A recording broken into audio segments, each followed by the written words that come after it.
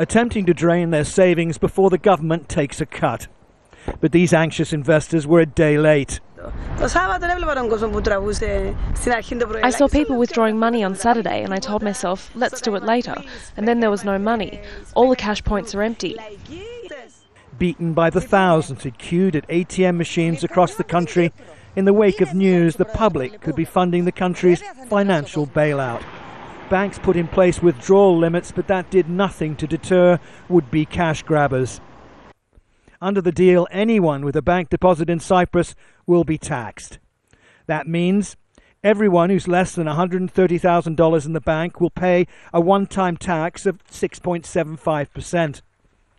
Anyone who has more than that in savings will pay 9.9%. So someone with $150,000 in the bank will be forced to give the government nearly $15,000.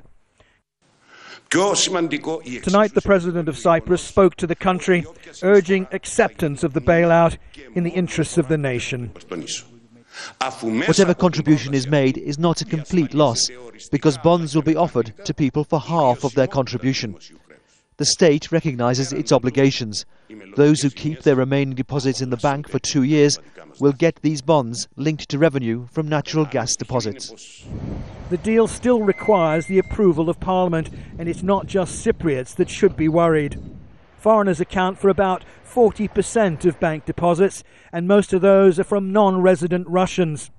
Those alone amount to more than $32 billion. It's a lose-lose situation. There will be a huge deposit withdrawal from Cypriot banks with or without a levy. If they decide to reject the bailout, and bearing in mind the mood of anger and betrayal of the people here, that is indeed possible, then Cyprus will default on its loans in May and may well crash out of the euro. Peter Sharp, Al Jazeera in Cyprus.